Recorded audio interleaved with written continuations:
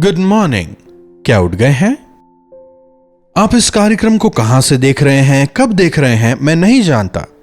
जब कभी भी आप प्रभु के वचनों को सुनते हैं, विश्वास के साथ में सुने। पवित्र आत्मा अवश्य आपके जीवनों में चमत्कार करेंगे। प्रार्थना।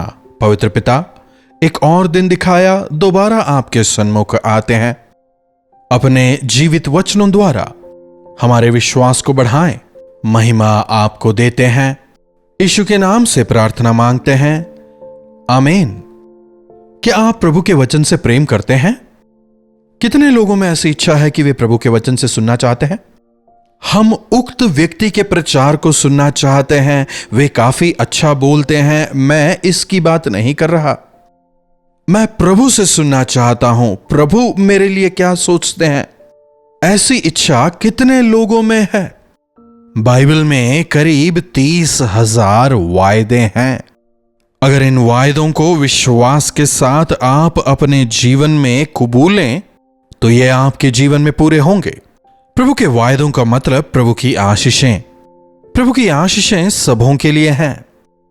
प्रभु की आशीषें, प्रभु के वायदे, प्रभु के वचन एक और सबों के लिए हैं। उसी के साथ आपके लिए व्यक्तिगत तौर पर जो आवश्यक है उन्हें आपको देने के लिए प्रभु तैयार रहते हैं।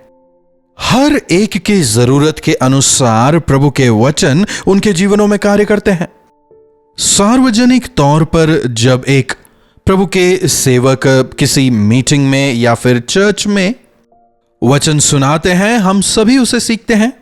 लेकिन व्यक्तिगत तौर पर उस वचन के जरिए प्रभु आपसे क्या कहना चाहते हैं, अगर आप जानना चाहते हैं तो अकेले जाकर कुछ समय प्रभु के सानिध्य में जाकर प्रभु से कहें, प्रभु मुझसे बात करें। प्रभु आज इतनी देर मैंने वचन सुना, लेकिन उस वचन में मेरे लिए क्या है, आप मुझे बताएं। व्यक्तिगत तौर पर मुझसे बात करें। ऐसी प्रार्थना करके देखिए। आपके लिए जो आवश्यक है, आपके आत्मिक जीवन में बढ़ोतरी के लिए, आपके विश्वास को बढ़ाने के लिए, आत्मिक जीवन में और अधिक दृढ़ होकर आगे बढ़ने के लिए जो वचन आवश्यक है प्रभु देंगे। मनुष्य की बातें हम कितनी ही देर सुन लें तृप्त नहीं होंगे। मनुष्यों की बातों में देखिए बढ़ाई होती है, रोमांच होता है, नाटकीय अंदाज होते हैं, शब्दों में अतिशयोक्ति होती है, काफी प्रशंसा भरे बोल। कईयों के बोल काफी मीठे होते हैं लेकिन अंदर कुछ नहीं होता। ऐसी बातें सुनकर हमारा मन तृप्त नहीं होता। लेकिन प्रभु के वचन हमारे लिए लाभदायक होते हैं। प्रभु का वचन ओस की तरह है, हमारे मन को तृप्त करता है, दूध की तरह है, हमें सामर्थ्य देता है। प्रभु का वचन तलवार की तरह है, वह हमें परखता है। फिर प्रभु का वचन शहद की तरह मीठा है। प्रभु का वचन आग की तरह है जो हमें पूरी तरह पवित्र करता है। प्रभु का वचन साबुन की तरह है जो हमें पूरी तरह साफ करता है, सर से लेकर पैर तक ही हमें साफ करता है। प्रभु का वचन हमारे लिए आत्मिक भोजन है, यही हमें जीवित रखता है। सिरगियुस पौलुस नाम का एक हाकिम था। इसके विषय प्रेरितों के काम 13वें अध्याय में आप पढ़ सकते हैं। इस अध्याय को बाद में पूरा पढ़िएगा। और इस सिरगियुस पौलुस के पास बर यीशु नाम का एक व्यक्ति था। और अगर आप इस अध्याय में देखें तो पौलुस और बरनबास परमेश्वर की पवित्र आत्मा के द्वारा प्रेरित होकर पाफूस नामक नगर में पहुंचते हैं। और वहां पर सर्गियुस पौलुस नामक हाकिम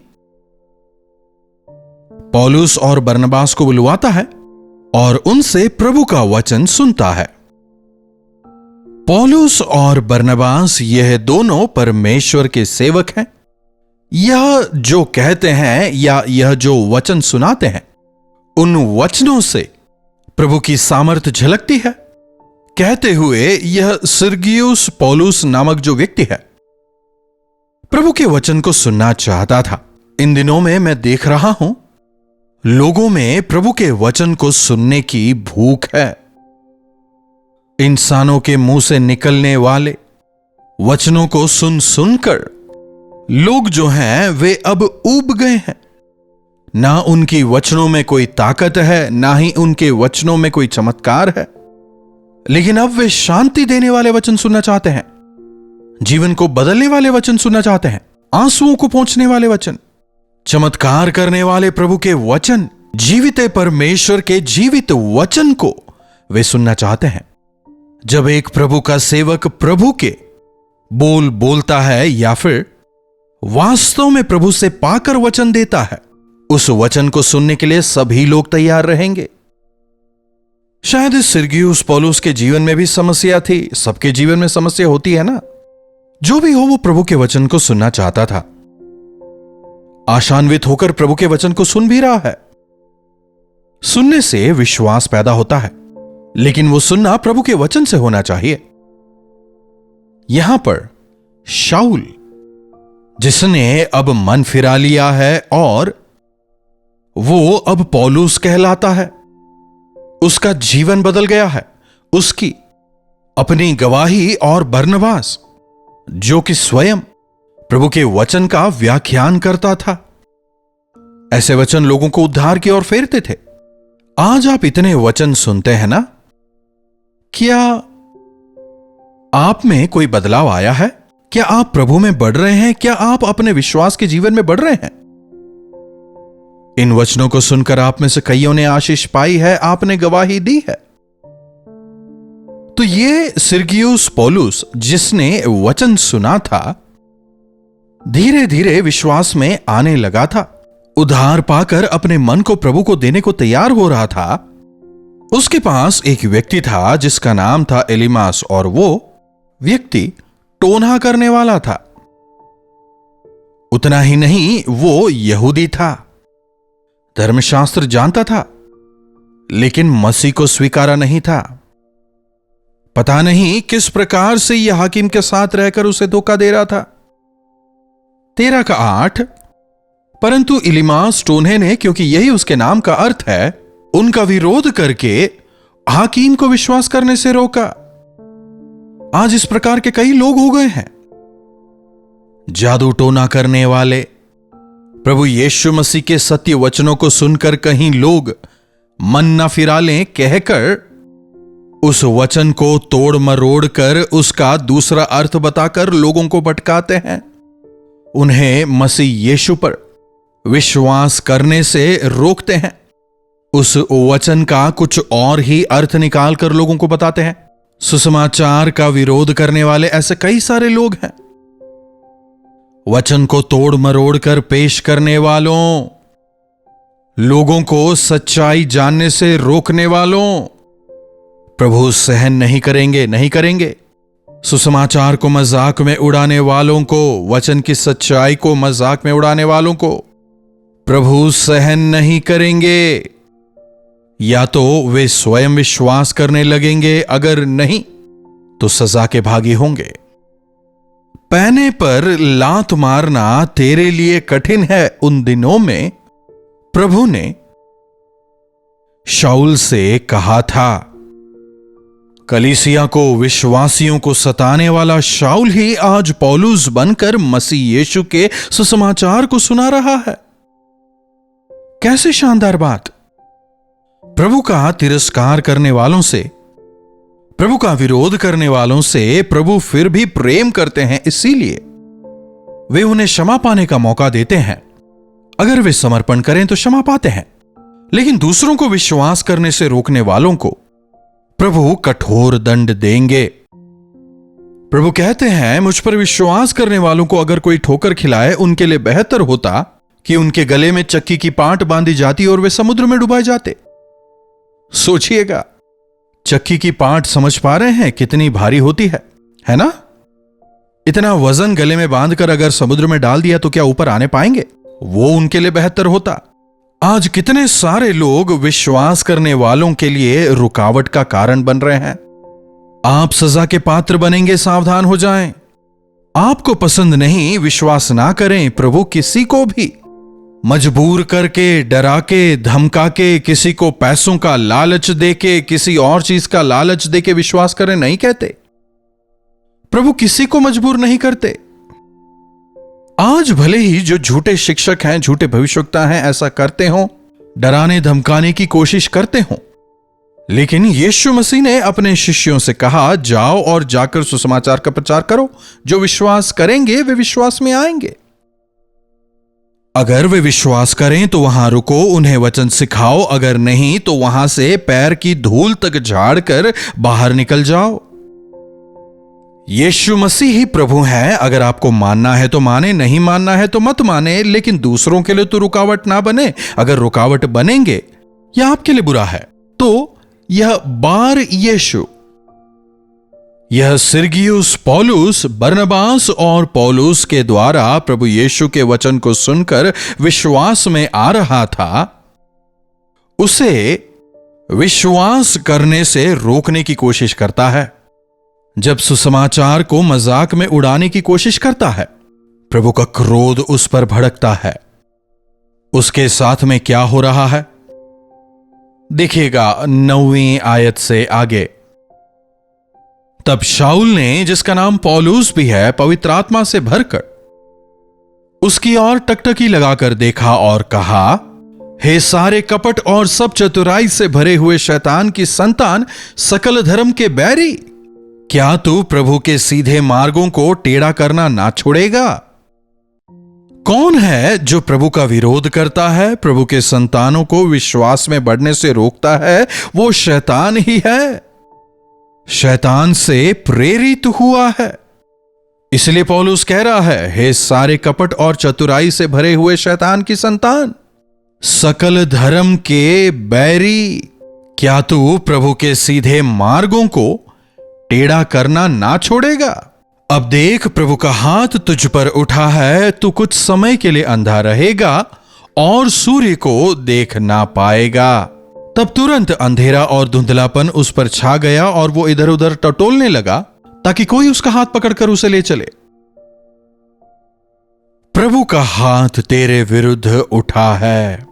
थोड़े समय के लिए तू अंधा रहेगा, सूर्य को देखने ना पाएगा, और तुरंत ही उसकी आंखें धुंधली हो जाती हैं, अंधा हो जाता है, कुछ भी देखने नहीं पाता।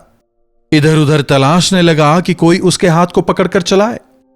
आज जो लोग सुसमाचार का विरोध करते हैं, प्रभु का विरोध करते हैं, शैतान ने उनके मन की आंखों को अंधा कर दिया है। वे कुछ देख नहीं पाते, क्या बोल रहे हैं, क्या कर रहे हैं, उन्हें समझ नहीं आता।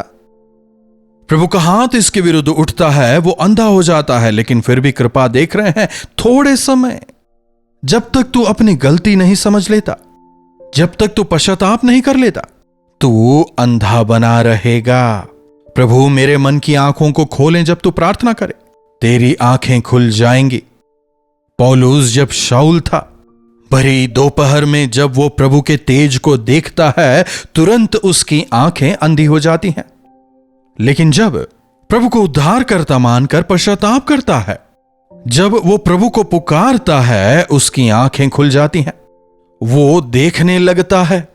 उतना ही नहीं, उसी यीशु मसीह का वो महान सेवक बन जाता है। इन अंत के दिनों में पवित्र आत्मा के ऐसे महान कार्य होने चाहिए। ठीक है, इस इलीमास के अंधे होने का कारण क्या था? हाकिम को विश्वास से रोके। 12वीं आयत देखिए। पर हाकिम ने जो हुआ था उसे देखकर प्रभु के वचनों से चकित होकर विश्वास किया। इस हाकिम को विश्वास करने से रोकने के लिए यह जो इलीमास टोना था, वो कोशिश करता तो है, रुकावट लाने की कोशिश करता है, लेकिन परमेश्वर के इस आश्चर्यकर्म को देखकर, प्रभु के वचनों से चकित होकर, यह हाकिम सिरगियुस पौलुस प्रभु के वचनों पर विश्वास करता है। हां, यह जो उपदेश है इसमें सामर्थ है। प्रभु यीशु मसीह ही वास्तविक परमेश्वर है, वो विश्वास करता है। आगे चलकर यह जो इलीमास टोना था, अपनी मूर्खता के कारण ही वो अंधा हुआ है, इस बात को समझकर तब तक टोना टोटका करने वाला यह जो इलीमास था, लिखा है थोड़े समय तक, मतलब आगे चलकर उसने भी विश्वास किया होगा, ऐसा मेरा मानना है। वो भी मसीह यीशु का गवाह हुआ होगा। इसी प्रकार आज कई लोग, एक जमाने में जिन्होंने मसीह यीशु का विरोध किया था, सुसमाचार का विरोध किया था, प्रभु की सेवकाई का विरोध किया था, कलीसियाओं को दुखी किया था, विश्वासियों के विरोध में खड़े हुए थे, अनुग्रह से प्रभु ने उन्हें मौका दिया और आज वे प्रभु के विश्वासी होकर जी रहे हैं। कई सारे शराबी, व्यभिचारी, जुआरी, टोना टोटका करने वाले, यहां तक कि कई सारे नास्तिक मसीह यीशु ही प्रभु हैं कहकर उन्होंने अपने आप को प्रभु के हाथों में सौंपा है। आपके विश्वास में रुकावट लाने वालों को आप कभी भी श्राप ना दें, यह प्रभु का कार्य है। विरोध करने वालों को अपनी ओर फेरने के लिए अपने अनुग्रह से प्रभु उनके जीवन में कार्य करेंगे। अगर आपके घर में विरोध करने वाले कोई हैं तो उनके लिए आप प्रार्थना करें। दूसरों की बातें सुनकर आपका विश्वास कमजोर ना पड़ जाए, इसके लिए प्रभु में आप और अधिक दृढ़ होकर बढ़ते जाएं, और अधिक वचन को पढ़ें, मनन करें, प्रभु के सानिध्य में और अधिक समय बिताते जाएं, प्रतिदिन प्रभु के साथ समय गुजारें, दिन प्रतिदिन आप विश्वास में बढ़ते जाएं, वचन के अनुसार आप जीवन बिताएं, दिन प्रतिदिन आप बढ़ते जाएंगे, आशीष पाएंगे। प्रार्थना। महापवित्र पिता परमेश्वर, प्रभु आज के इन वचनों के लिए एक बार फिर से हम आपके शुक्रगुजार हैं। प्रभु आपके वचनों में सामर्थ है, प्रभु आपके वचन जीवित हैं, प्रभु आपके वचन लोगों की जिंदगियों को बदलते हैं। आज जो लोग वचन की गहराई को समझ नहीं पाते, धूर्त शैतान ने जिनकी आंखों को अंधा कर रखा है, जो आपके वचनों की सच्चाई को नहीं जानते, जो आपके विरोध में खड़े होते हैं, प्रभु हम उनके लिए प्रार्थना करते हैं। उन पर दया करें, उनकी आंखों को खोलें कि वे भी आपके वचन की सच्चाई को जानकर आपके गवाह होकर जीने वाले हो जाएं। सुसमाचार की वजह से सताए जाने वाले जो आपके संतान हैं, उन्हें भी हम इस समय याद करते हैं। उन्हें हिम्मत दें, सामर्थ्य दें, अपने अनुग्रह में छिपाए रखें। इन अंत के दिनों में आपकी सच्चाई लोग जानने पाए, ऐसा अनुग्रह दें। महिमा आपको देते हैं, यीशु के नाम से प्रार्थना मांगते हैं, आमीन। अब हमारे पिता परमेश्वर का प्रेम, प्रभु यीशु मसीह का अनुग्रह, पवित्र आत्मा की संगति और सहभागिता हमें से प्रत्येक के साथ आज, कल और सर्वदा बनी रहे, आमीन। प्रभु परमेश्वर की महिमा हो। अपने प्रार्थना विषयों को आप हमें 9884907779 पर व्हाट्सएप, वॉइस मैसेज या फिर टेक्स्ट के जरिए भेज सकते हैं। अगर आप चाहें तो कॉल करके भी आप हमसे बात कर सकते हैं। हम आपसे सुनना चाहेंगे, आपके साथ मिलकर आपके लिए प्रार्थना करेंगे। प्रभु अवश्य आपके जीवनों में चमत्कार करेंगे। विश्वास में रुकावट लाने वालों को देखकर आप ना घबराएं, बल्कि विश्वास के कर्ता, सिद्ध करने वाले यीशु की ओर देखकर विश्वास में आप बढ़ते चले जाएं। चैनल को अगर आपने अब तक सब्सक्राइब नहीं किया है, चैनल को सब्सक्राइब करिएगा, लाइक और शेयर भी आप जरूर करें। इन्हीं वचनों के साथ आज मैं आपसे विदा लेना चाहूंगा। दोबारा मिलने तक प्रभु का अनुग्रह हम सबों पर बना रहे। कल्वरी दर्शन, ये है प्रेम के दर्शन, यीशु प्रेम के दर्शन। कल्वरी दर्शन,